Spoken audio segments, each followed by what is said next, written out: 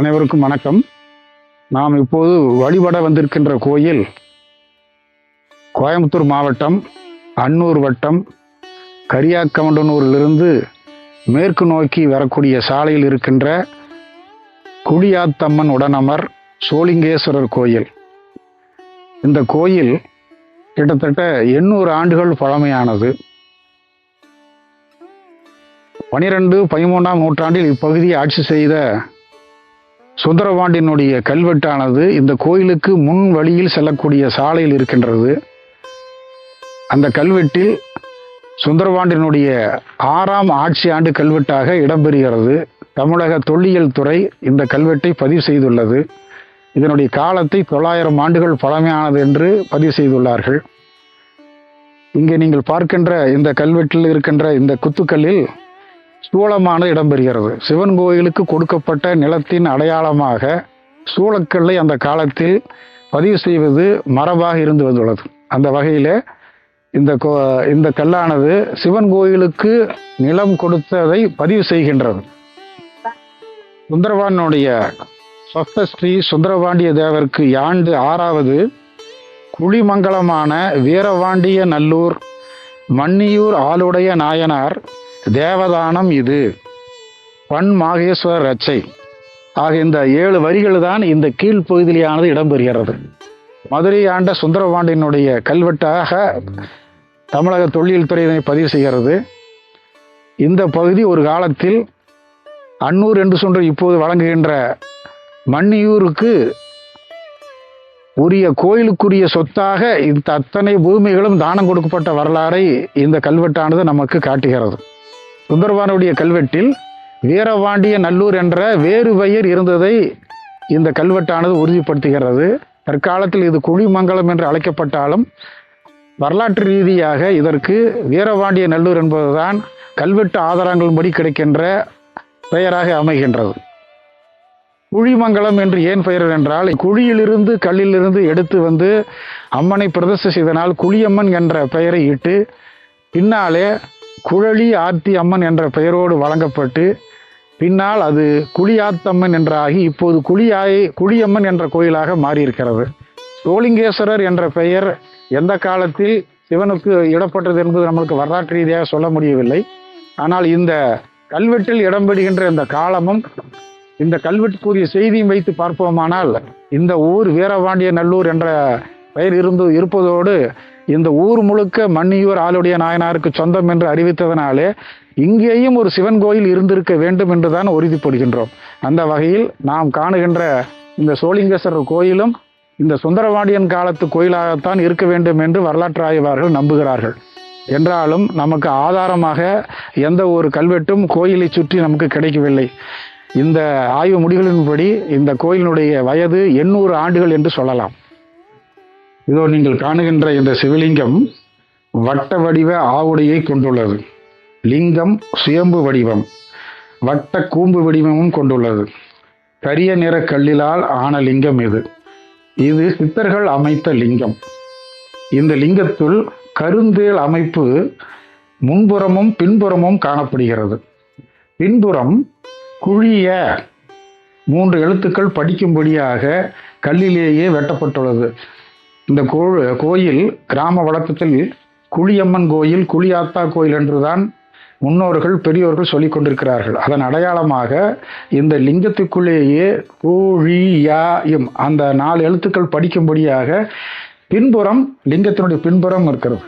அந்த பின்புறமும் பார்த்தீர்களானால் கருந்தேல் என்று சொல்லக்கூடிய அந்த கொடுக்குவாய்த்தேல் என்று சொல்லக்கூடிய பெரிய தேல் ஒன்றும் இடம்பெறுகிறது. லிங்கத்தின் முன்பக்கமும் தேல் இடம்பெறுகிறது. இந்த லிங்கத்தில் பிரம்மசூத்திர கோடி இல்லை. வெட்ட வெளியில் இந்த லிங்கமானது பலகாலம் மழையிலும் வெயிலிலும் காய்ந்து கிடந்ததனால சொரசொரப்பாக தேய்ந்த நிலையில் இப்போது காட்சி தருகிறது.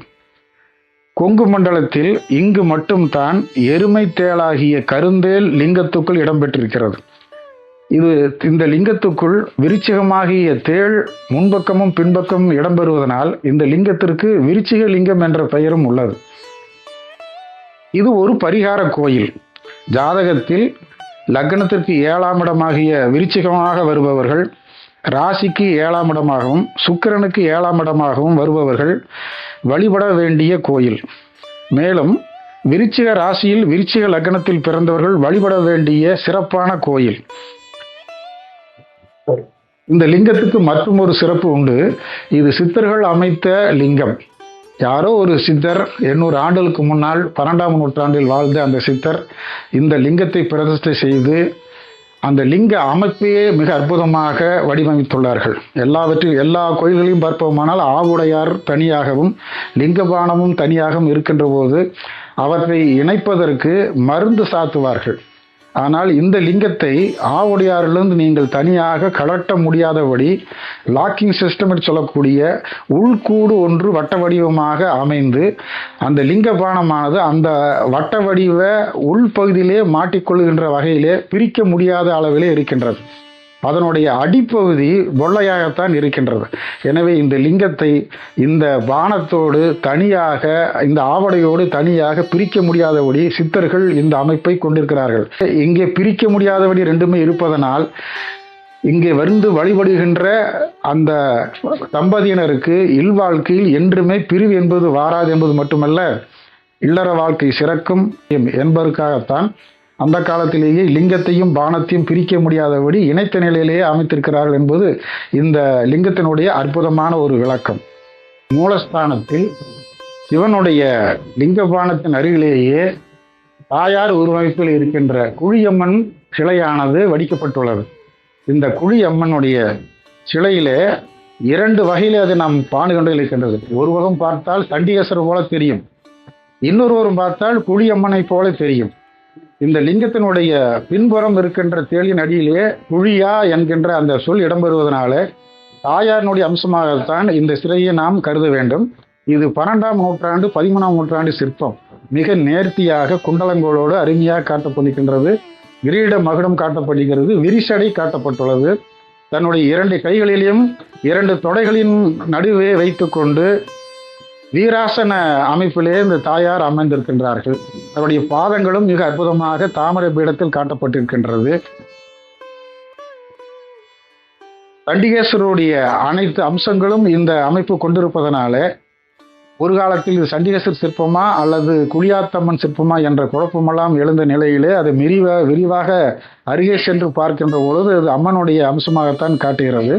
அது மட்டுமல்லாமல் இந்த சிலையினுடைய பின்பக்கத்திலே இன்னொரு உருவம் நின்ற கோலத்தில் காட்டப்படுகிறது. தேய்ந்து போன சிலையாக இருப்பதனால அந்த முழு வடிவத்தை காட்ட முடியலை. கைகள் உருவமும் நின்ற தலையும் உடம்பு பகுதி முழுக்கவும் நின்ற கோலத்தில் இருக்கின்ற சிலையாக இது நமக்கு கண்ணுக்கு காட்சி தருகின்றது.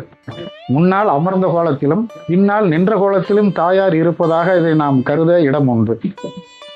இந்த தாயாரை வழிபடுகின்றவர்களுக்கு மிக அற்புதமான செல்வ செழிப்பு ஏற்படும். தலைமுடி விரிசிகையாக முடிகள் 4புறமும் விசிறிய நிலையில் காட்டப்படுகின்றது. அம்மனின் 2 கைகளிலும் தொடையில் நிறுத்தப்பட்டுள்ளன. அம்மனுக்கு குழலி ஆத்தி அம்மன் என்ற பெயர் உண்டு. குழல் என்பது பெண்களினுடைய கூந்தலை குறிக்கும். ஆர்த்துதல் என்றால் ஈரத்தை உணர்த்துதல் என்ற சொல்லுக்குத்தான் ஆர்த்துதல் என்று பொருள்.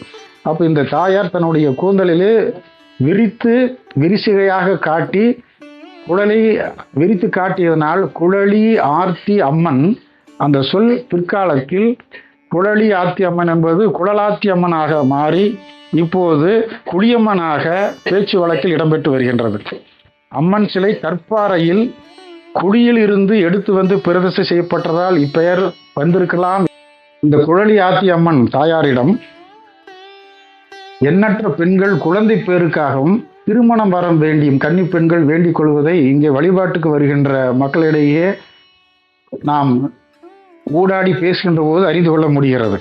குழந்தை பேறு கிடைத்துள்ளதையும் திருமணம் தள்ளி போபவர்கள் ஜாதகத்தை வைத்து தாயாரிடம் வழிபடுகின்ற போது விரைவில் திருமணம் நடப்பதையும் அவர்கள் தங்களுடைய கருத்துக்களாக இங்கே நிறைய பேர் உறுதிப்படுத்தினார்கள். மணவாழ்வும் மழலை பேரும் தரும் குழலி ஆத்தியம்மன் சிறப்பு இது.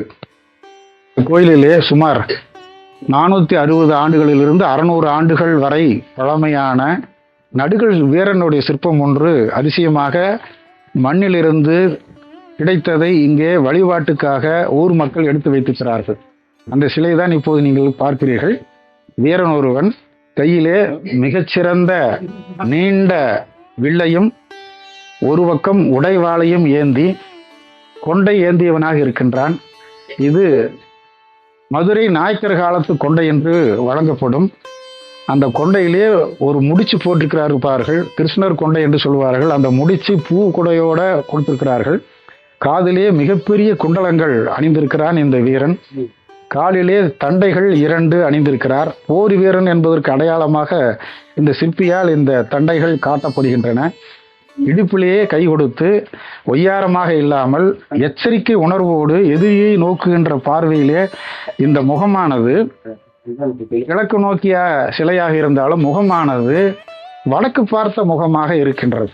ஆக இந்த வீரன் ஒரு காலத்தில் இந்த ஊரை காத்து அந்த ஊர் மக்களுக்காக தன் உயிரை தியாகம் செய்தனால் அவனுடைய முகத்தை வடக்கு நோக்கி வைத்து வழிபடுகின்ற தெய்வமாக காட்டியிருக்கிறார்கள். அப்போ இந்த நடுகள் மிகச்சிறந்த ஒரு வரலாற்று பின்னணியோடு வீரம் செறிந்த ஒரு வீரனுடைய அடையாள சின்னமாக இந்த கோயிலே காட்டப்படுகின்றது. அருகே உள்ளது பாதி உடல் பாதிக்கப்பட்ட சிதைந்து போன பைரவனுடைய சிலை. அவனுடைய இடுப்புக்கு மேல் பகுதிகள் உடைந்து போய்விட்டன. இந்த மண்ணில் எங்கேனும் அது மீண்டும் கிடைக்கப்பெறலாம். கிடைத்த பகுதியை பிரதிஷ்டை செய்து இப்போது வழிபாட்டுக்கு கொண்டு வந்திருக்கிறார்கள் இந்த ஊர் மக்கள். ஒரு பக்கம் நாயினுடைய வாகனத்தை பாருங்கள். வாளை சுருட்டிய நிலையில் மிக கம்பீரமாக ஆக்ரோஷமாக நிற்கின்றது அந்த நாய். அதனுடைய வாய் பகுதியிலே பார்ப்போமானால் கர்ஜித்து கொண்டிருக்கின்ற நிலை, பற்கள் எல்லாம் வெளியே தெரிகின்ற நிலை. அதனுடைய கழுத்திலே மணிகள் கோர்க்கப்பட்ட மாலை ஒன்று அமைக்கப்பட்டிருக்கின்றது. பைரவனுடைய காலிலே இடுப்பிலேயும் அணிகலன்கள் நிறைய இருக்கின்றன. மேல் பகுதியில் எவ்வாறு இருந்தன என்று கண்டுபிடிக்க முடியாதபடி இது உடைந்து போயிருக்கிற இந்த சிலை.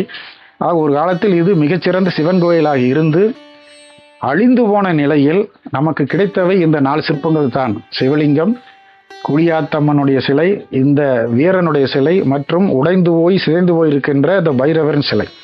இவை 4ம் தான் காலத்தால் மிக பழமையானவை. கிட்டத்தட்ட 600 ஆண்டுகளிலிருந்து 800 ஆண்டுகள் பழமையானவை இந்த சிற்பங்கள். நீங்கள் இப்போது அருகே பார்த்து கொண்டிருக்கின்ற இந்த நாகங்கள் 50 ஆண்டுகளுக்கு முன்னால் இந்த பகுதியில் வாழ்ந்த நிலச்சு வாழ்ந்தார்களும் ஊர் மக்களும் ஒன்றாக சேர்ந்து ராகு கேது பரிகாரம் செய்வதற்காக இந்த ராகு கேதுனை அமைத்திருக்கிறார்கள். ஒரு பாறையின் மேல் மீண்டு ஓடக்கூடிய கரும்பாறையின் மேல் இந்த கோயில் அமைந்திருக்கின்றது. இந்த பாறையின் நடுவே இந்த கொடிக்கம்பம் அல்லது மணிகள் இருக்கின்ற இந்த பகுதியின் அடியிலேயே மிகப்பெரிய பாறை ஓடுகின்றது. அந்த பாறையை தட்டுகின்ற போது ஒளிகள் எல்லாம் எழுப்புகின்ற அமைப்பிலே இந்த பாறைகள் இருக்கின்றன. அதனால் இந்த பாறையின் கீழே யாராவது ஒருவனுடைய ஜீவசமாதி இருக்கலாம் என்று ஊர் பெரியவர்கள் கருதுகிறார்கள். இவ்வாறு இல்லற வாழ்க்கையில் ஈடுபடுகின்ற சம்சாரிகளுக்கு அற்புதமான வழிபாட்டு தலமாக கிட்டத்தட்ட 800 ஆண்டுகளை கடந்தும் இப்போதும் இந்த ஜீவனுள்ள பகுதியாக இந்த பகுதி விளங்குகின்றது. இந்த ஊருக்கு வருவதற்கு பேருந்து வசதி இல்லை என்பதுதான் ஒரு குறை. ஒரு கால இந்த பேருந்து வசதி இந்த ஊர் வழியாக இருக்குமானால் இது கோவை மாவட்டத்திலேயே மிகச் சிறந்த விருச்சிக ராசி பரிகார தலமாக விளங்கும் என்பது உண்மை. ரோலிங்கேஸ்வரருடைய லிங்க பானத்தில் முன்னும் பின்னும் நீண்ட கரிய தேள் 2 இருப்பதாக சொன்னேன். அது சிவலிங்கத்துக்குள் மட்டுமில்லை, உண்மையாகவே வழிபாடு செய்கின்ற போது கடந்த ஆண்டு இதே நாளில் வழிபாடு நடத்துகின்ற போது மஞ்சள் ஆடை உடுத்தியிருந்தார்கள் சிவபெருமானுக்கு.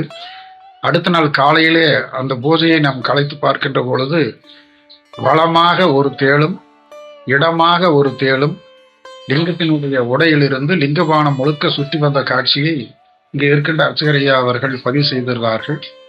ஆக இந்த லிங்கத்துக்குள் வாழும் லிங்கமாக இருக்கின்ற அந்த விருச்சிகம் வாழ்கின்ற உயிரோட்டமுடையதாக இருப்பதை இந்த காட்சியை நமக்கு சாட்சியாக அமைகின்றன.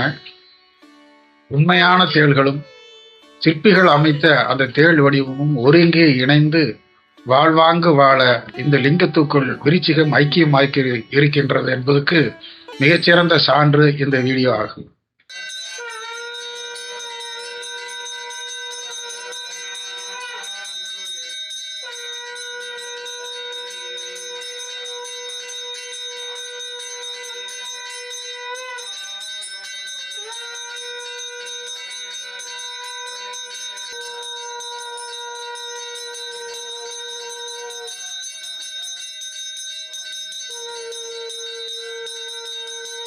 ஹர ஹர நம பார்வதி பதையே ஹர ஹர மகாதேவா.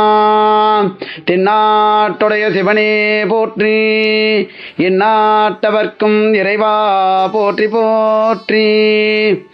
நமது குழலி ஆத்தியம்மன் உடனமர் ஸ்ரீ சோளிங்கேஸ்வரர் ஆலயத்திலே நித்திய பூஜையாக மதியம் 12 மணி முதல் 3 மணி வரை நடைபெற்று கொண்டுள்ளது. அதன் பிறகு மாதத்தில் பிரதோஷ பூஜையானது 2 பிரதோஷ பூஜையும் மிகவும் சிறப்பாக 16 வகையான திரவிய அபிஷேகத்துடன் சிறப்பாக நடைபெற்று கொண்டுள்ளது. வருடத்தில் சிவன்ராத்திரி பூஜையானது மிகவும் சீரும் சிறப்புமாக நடைபெற்று கொண்டுள்ளது. ஆருத்ர தரிசனம் அன்னாபிஷேகமும் மிகவும் சிறப்பாக நடைபெற்று கொண்டுள்ளது. கார்த்திகை மாத சோமவாரம் 4 திங்கட்கிழமையும் நமது சிவாலயத்திலே மிக சிறப்பு பூஜையானது நடைபெற்று கொண்டுள்ளது. இந்த ஆலயத்தை நிர்வகித்து கொண்டிருப்பவர் திரு ரகு தன்னுடைய தந்தையார் காலத்திலிருந்தே இந்த ஆலயத்திலே சேவை செய்து கொண்டுள்ளார். இந்த கோயிலின் அர்ச்சகரானவர் திரு மல்லிகார்ஜுன சாஸ்திரிகள் அவர்கள். நமது புலி அம்பாள் உடன் அமர் ஸ்ரீ சோளிங்கேஸ்வரர் திருக்கோவில் அன்னூர் அருகே கரியாக்கமண்டனூர் மேற்கு தோட்டத்தில் அமைந்துள்ளது. இந்த சிவாலயத்துக்கு அன்னூர்லேருந்து கரியாக்கமண்டனூர் வழி வரைக்கும் பஸ் போக்குவரத்து உள்ள AR2 உள்ளது, மினி பஸ் உள்ளது, 9ஆம் நம்பர் பஸ் உள்ளது, ஆட்டோ வசதியும் இருக்குது. அனைவரும் இந்த இவ்வளவு சிறப்புமிக்க சிவாலயத்துக்கு வந்து புலி அம்பாள் உடனமர் ஸ்ரீ சோளிங்கேஸ்வரர் திருக்கோயிலுடைய அருளை பெற்று செல்லுமாறு திருக்கோவில் சார்பாகவும் ஊர் பொதுமக்கள் சார்பாகவும் வேண்டி விரும்பி கேட்டுக்கொள்கிறோம்.